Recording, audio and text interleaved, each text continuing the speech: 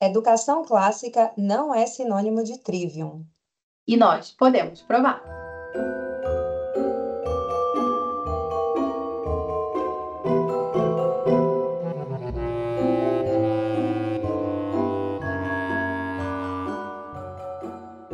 Bem-vindos ao Pod Clássica, o seu podcast sobre educação clássica. Meu nome é Bárbara Lores, sou cofundadora e diretora de currículo da Academia do Dons, uma plataforma com aulas online ao vivo de todas as matérias em um ambiente seguro e livre de doutrinação ideológica. E eu sou Anne Kathleen, professora, escritora e pesquisadora das artes da linguagem. Aqui, conversamos sobre como a educação pode ser um caminho para nutrir a mente e ordenar o coração. Uma aula de cada vez. E o nosso assunto de hoje ele pode ser meio polêmico, porque nosso objetivo é convencer você de que a educação clássica não é trivium, ou pelo menos não é só trivium. Depois de um tempo em silêncio, nós estamos retornando com o nosso podcast e para esse recomeço especial, claro, nada melhor do que uma conversa com a própria idealizadora do canal, Bárbara Lores. Bárbara, que alegria estarmos juntas aqui nesse retorno, especialmente porque eu sou espectadora assídua do Pod Clássica. Oi, Anne. Olá, vocês também que estão nos ouvindo. É muito bom estar de volta aqui. É engraçado, né? Talvez para algumas pessoas que estejam caindo de paraquedas aqui no canal, isso não seja assim tão significativo, mas né, exatamente há 6 anos, nesse mesmo canal, foi ao ar o primeiro episódio do Pod Clássica. E na época, eu lembro que foi assim, né?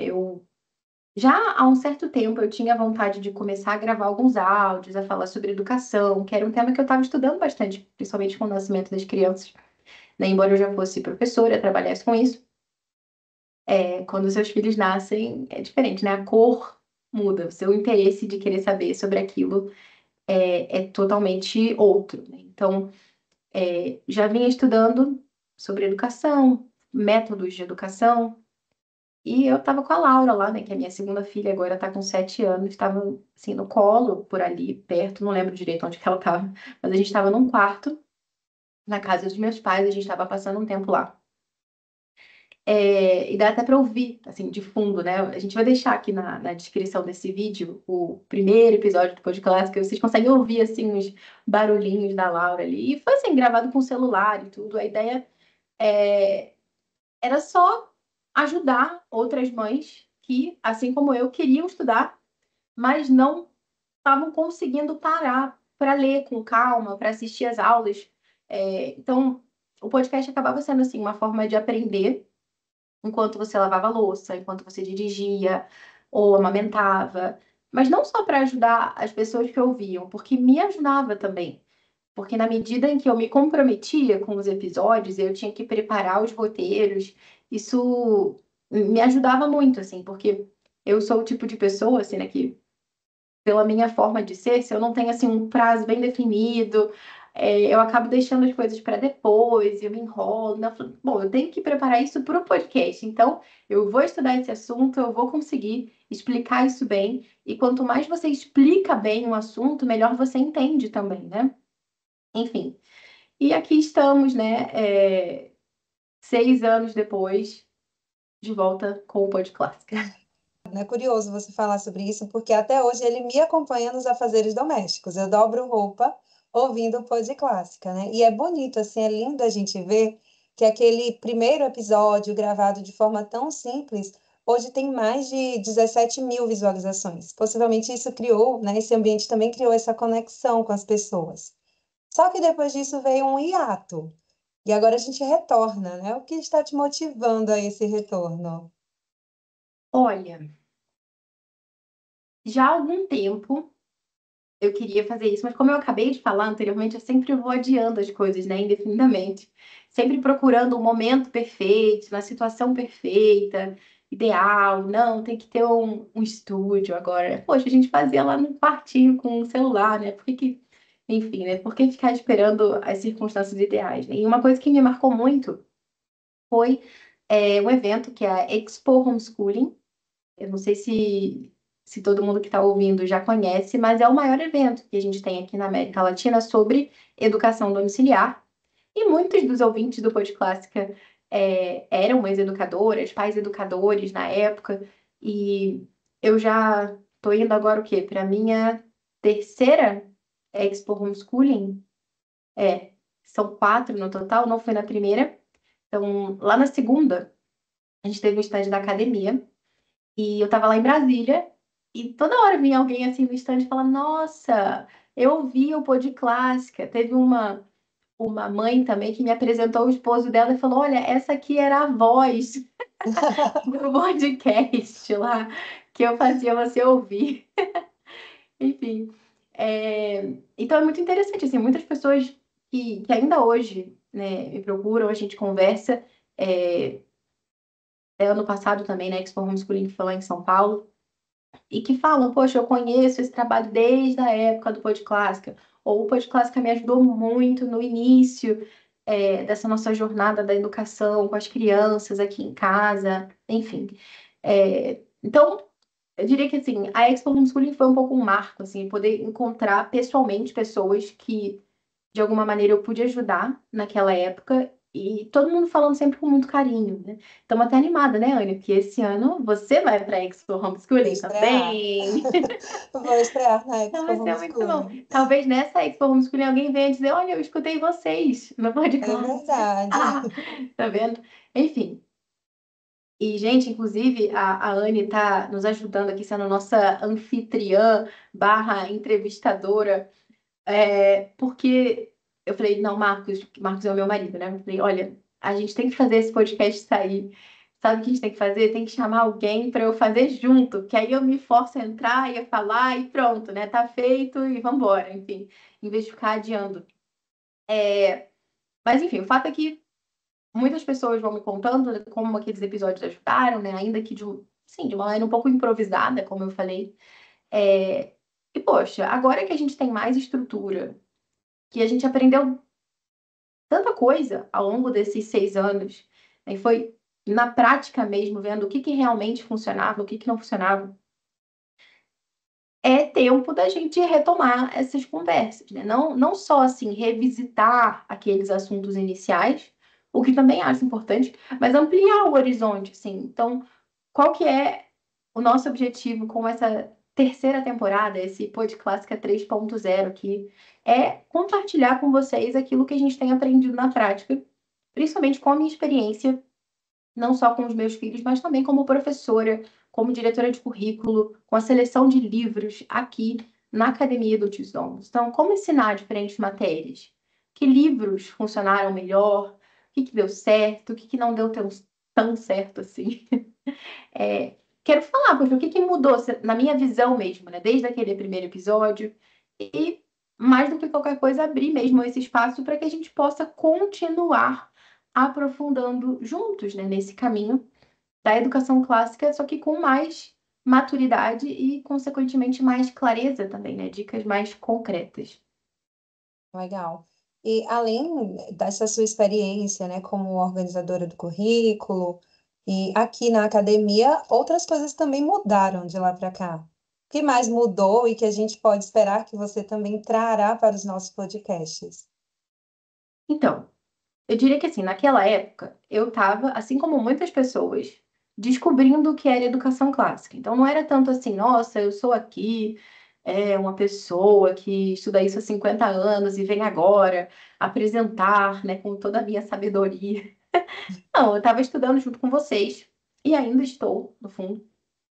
Só que agora a gente tem algumas experiências, que é o que eu falava, né, da academia, que eu sinto que a gente precisa compartilhar com as outras pessoas, sabe? Porque foi com o podcast que tudo começou. Então, eu quero que esses ouvintes do Pod Clássica lá de trás tenham acesso também às outras coisas que eu aprendi ao longo desse caminho. Porque por que o podcast acabou ficando um pouco de lado? Porque, assim, dando um apanhado geral, né, com a academia, quando eu comecei a dar aulas online e depois fui convidando outros professores, enfim, a gente foi desenvolvendo essa plataforma, né, de ensino à distância. Atualmente a gente tem mais ou menos uns 20 professores e tem aulas de todas as matérias, as aulas são ao vivo. Enfim, então vieram vários compromissos com isso também. Então, sei lá, desde treinamento de professores até a própria seleção do material, o contato com as famílias, conferências que a gente faz também. Inclusive, estão aqui nesse canal, vocês conseguem acessar as próprias aulas também. Produção de materiais, como a coleção Lúdios Domus Meia, que tem vários planejamentos para as mães aplicarem em casa, enfim. Então, com tudo isso, eu fui deixando o podcast um pouco de lado, mas, assim, desde aquele primeiro episódio, né, que foi gravado ali num quarto da casa dos meus pais, numa cidadezinha do norte fluminense, né, lá no estado do Rio de Janeiro, assim, Deus foi me levando a muitos outros lugares que eu nem imaginava, assim, naquela época. Então, poxa, em 2023 eu participei como palestrante de uma conferência na Inglaterra, lá no centenário da Charlotte Mason.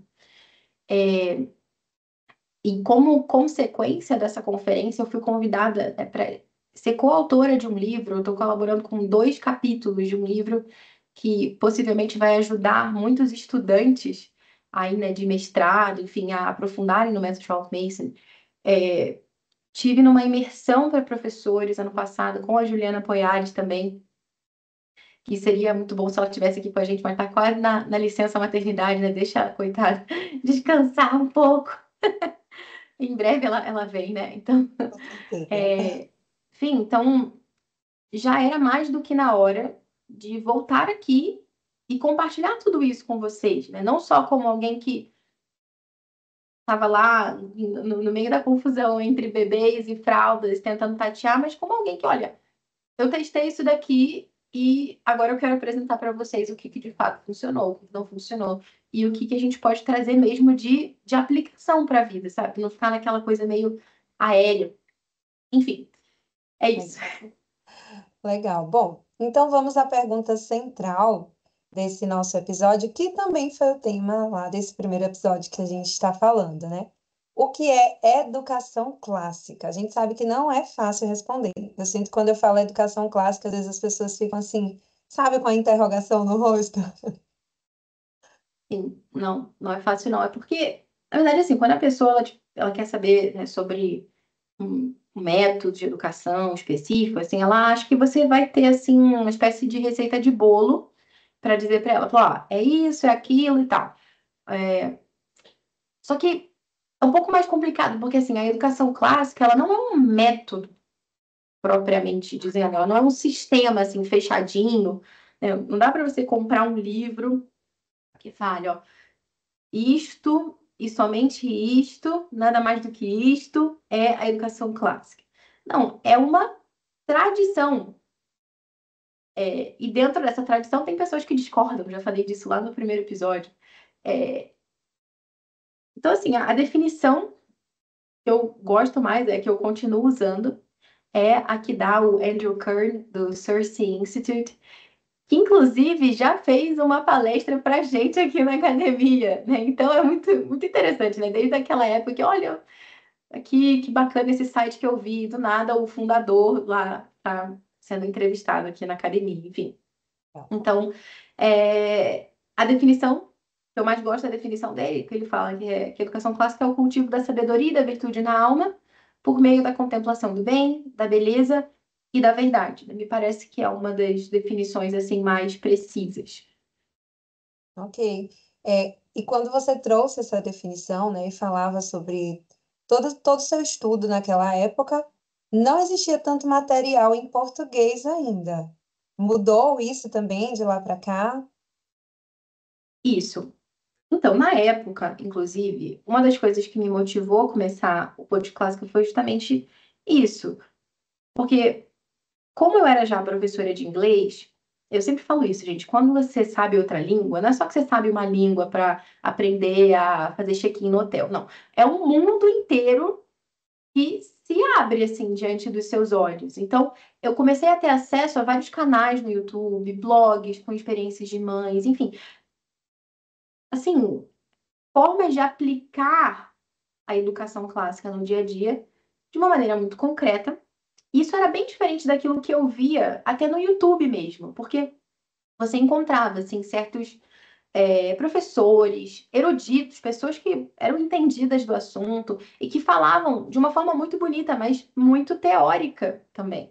aquela coisa que fala, pô, isso é bonito de ouvir, é inspirador, assim, mas que não te dá uma pista, assim, do que fazer de fato na prática. Então, sei lá, o professor fala, não, veja só, né, a gente tem que buscar o bem, a beleza, a verdade. Tá, mas o que que isso significa concretamente, 9h30 da manhã, quando você tem que dar uma aula de geografia para uma criança de 10 anos que mora naquele bairro e tem uma situação assim, sabe? Então, não tinha nada muito palpável, a gente pode dizer assim. Então, conforme eu ia vendo a experiência de algumas famílias americanas e encontrar um caminho assim mais concreto mesmo de como implementar, foi que isso foi me motivando a continuar com os episódios, porque eu conseguia traduzir, e quando eu digo traduzir, não só digo assim, como adaptar isso para a nossa realidade, mas não, de fato, traduzir para o português, algo que eu só encontrava em inglês.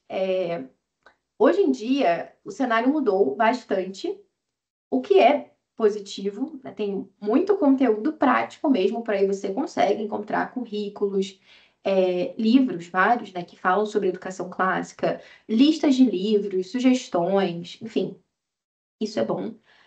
Só que tem um problema, né? Assim como naquela época também tinha um problema, que era, poxa, é muito teórico, pouco prático. Hoje em dia, quando se fala de educação clássica na prática, a maior parte das sugestões, enfim, da forma como as pessoas conduzem, parte de uma visão específica sobre o que é educação clássica, tá? Só que essa visão, ela não é uma visão, que eu posso dizer assim, com que eu concordo. O que acontece, assim, para muitas pessoas, hoje em dia, educação clássica significa, né, a forma de aplicar isso na prática significa que você vai dividir assim, né, digamos, o tempo de vida da criança, do adolescente, assim, a vida escolar ali, em 3 fases bem demarcadas do desenvolvimento.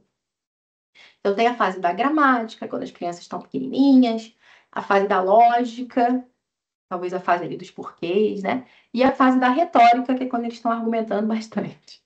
Então, essa estrutura, digamos, ela vem do ensaio da Dorothy Sayers, que era uma professora da Universidade de Oxford, uma medievalista, estudava Idade Média, literatura, ela também escrevia romances.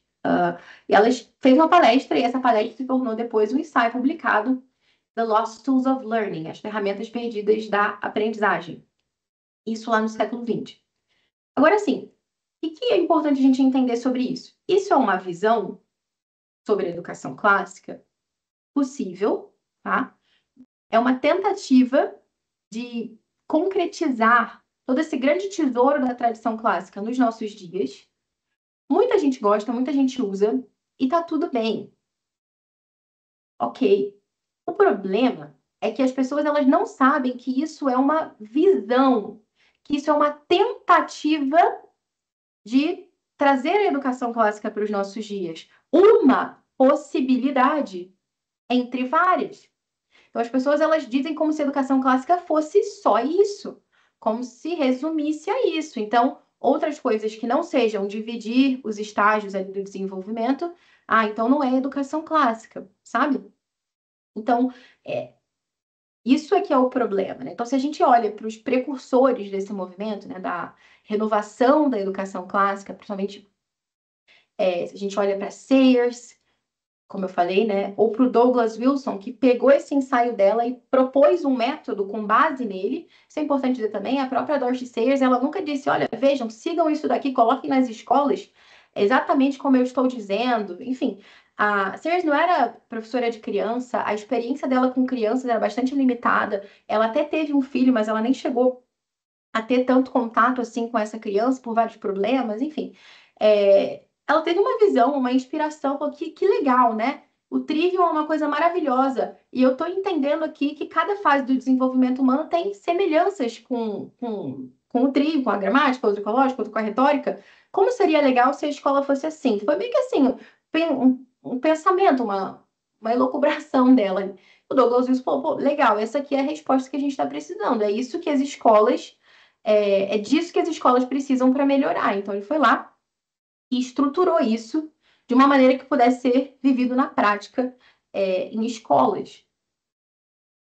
Agora, assim, a gente percebe que nesse modelo tem um foco muito grande no trivium. Então, se você é novato por aqui, nunca ouviu falar em trivium, gramática, lógica, retórica, fica tranquilo. Tem um segundo episódio, o episódio 2, lá do Pod Clássica, que fala sobre artes liberais. A gente vai deixar também aqui na descrição, que vai te ajudar a entender pormenorizadamente, senão esse episódio fica muito longo. E o nosso compromisso é que ele não seja longo. É, mas assim, então tinha um foco muito grande no trivium. Tipo, se a educação clássica é trivium, então eu preciso encaixar o trivium para qualquer idade, né? Que seja uma criança pequenininha. Só que o trivium sozinho não resolve os problemas da educação moderna. A educação clássica não é só trivium. Esse modelo, né, das 3 fases, ali por idade, é bem distante do que era feito antigamente. Você pensa nos gregos, por exemplo, ou até na Idade Média. Na Idade Média, o estudo do trivium, o estudo não, o estudo do trivium começava por volta dos 12, 13 anos, que era quando aquele jovenzinho, né, maturidade é cedo naquela época, você pensa que aquele jovenzinho entrava ali no que seria o equivalente ao ensino superior, então ele ia para a faculdade por volta dessa idade e começava pelo trivium. Depois do trivium vinha o quadrivium. Agora, o que se fazia antes disso, né? Como que a pessoa se preparava para com 12, 13 anos conseguir estar apta? As pessoas não se preocupam com isso, elas pensam no trivium. Então, como os olhos estão voltados só para o trivium, ficou essa necessidade de encaixar isso. Só que é aquela coisa, a tradição clássica nunca pretendeu que o trivium fosse em si mesmo um currículo completo. Mesmo se você colocar o quadrivium aí junto no balaio, não é suficiente. Então, tem um livro bem legal. Esse aqui é a Tradição das Artes Liberais. A gente vai deixar também na descrição. E links afiliados da Amazon, gente. Ó, vocês não pagam nada mais por isso e ajudam aqui o nosso podcast. Então, comprem com os nossos links, sejam gentis. E os autores, né? O Kevin Clark e o... Eu não sei se fala Ravi, Scott, Jane. Eles dizem nesse livro, né, o quê? Que os seres humanos eles são mais do que apenas intelecto. E, por isso, o currículo precisa formar mais do que apenas a virtude intelectual. Ou seja, como se o trivium, a gente pensa naquela definição que eu falei, né? O cultivo da sabedoria e da virtude. Parece que boa parte desse movimento mais atual acabou se fixando muito nesse aspecto da sabedoria, né? O que eu tenho que saber. Gramática, lógica, retórica, enfim. E esqueceu da virtude, esqueceu de outros aspectos. E os autores eles falam também, ó, as criaturas formadas à imagem de Deus devem ser cultivadas em corpo e alma, intelecto, vontade, paixões. E mais, ó, a tradição clássica cristã só cumpre plenamente sua missão quando as 7 artes liberais são entendidas como parte de um modelo mais amplo. E aqui eles colocam esse modelo como piedade, ginástica, música, filosofia e, por fim, a rainha teologia, né? Ou seja, trivium, quadrivium, eles são uma parte da história. Então, assim, o problema não é dizer que o trivium faz parte da tradição clássica. É evidente que ele faz parte, é claro que ele faz parte. O problema é você reduzir toda a educação clássica ao trivium. Dizer, educação clássica é igual a trivium. Não. Trivium é igual à educação clássica, mas a educação clássica é muito mais do que o trivium. Quando a gente faz isso, a gente acaba perdendo de vista toda essa base anterior, que para os gregos incluía ginástica, incluía música. E aí começa. E outra coisa, música não é exatamente o que você está pensando por música. A gente vai ter ocasião para falar depois, calma. Daí vem aquela pressa, né? Não, vamos lá, gramática para crianças pequenas. E como eu disse, com a música vale essa observação aqui também. Quando eu digo gramática, eu não estou falando assim de ensinar regras gramaticais, tá? Mas é que aquilo que os gregos antigos chamavam de gramatike não era o que a gente chama de gramática hoje em dia, tá? Então, é um estudo que envolvia literatura. Então, ler em profundidade todos os elementos de que eu preciso para ler bem um texto, apreciá-lo. Então, por exemplo, o Quintiliano, ele traduziu o termo gramatike como literatura. Então, essas palavras não têm o mesmo sentido que tem hoje em dia. Então, quando se fala de gramática para criança pequena, o que eu estou falando é que você está pegando ali um livro assim do listas que definam advérbios e coisas. Não, não é isso. Não é o que eu estou falando, né? Só que com essa quase obsessão que as pessoas têm pelo Trivial, o que que se faz, né? Você pega a criança pequena e como que você explora nelas essa fase da gramática, essa literatura? Ou seja, é um momento que se entende que essas crianças elas são como papagaios, né? A Dorothy Sayers usa até esse termo, assim, essas esponjinhas, de alguma maneira, que estão ali absorvendo tudo e repetem com uma facilidade muito grande tudo. Então, é o momento para você fazer eles memorizarem listas de nomes de presidente, listas de, sei lá, nomes dos estados, fatos, datas, talvez, coisas que muitas vezes as crianças nem entendem, né? E a justificativa é o quê? Aquela ideia de que essa é a fase para memorizar, né? Vamos memorizar o máximo possível. Você está naquela janela, digamos assim, de aprendizado, porque lá na frente vai ter a fase da lógica. Então, mesmo que você não entenda agora, não se preocupe, porque depois você vai usar todo esse conhecimento. Só que a experiência mostra que nem sempre isso acontece. Eu lembro de uma história engraçada, né, que uma mãe americana contou num desses podcasts que eu ouço, que a filha dela tinha decorado, assim, uma musiquinha com os 50 estados americanos. Então a menina sabia tudo ali, né? Pequenininha e tal. E a mãe se orgulhava, ficava contente com aquilo e tal.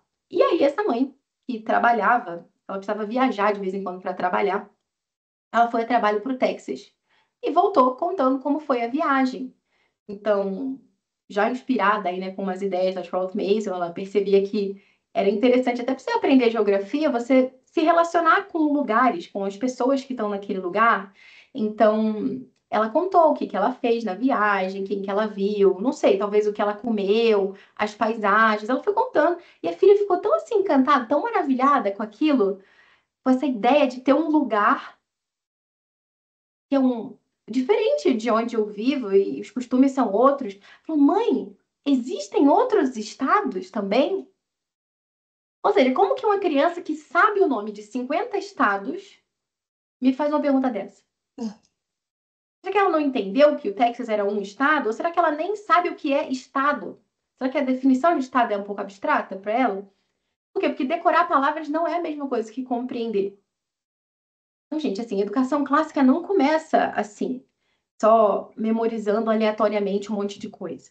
Não adianta você ensinar uma lista de presidentes para uma criança de 4 anos esperando que ela guarde essa informação para sempre no coração.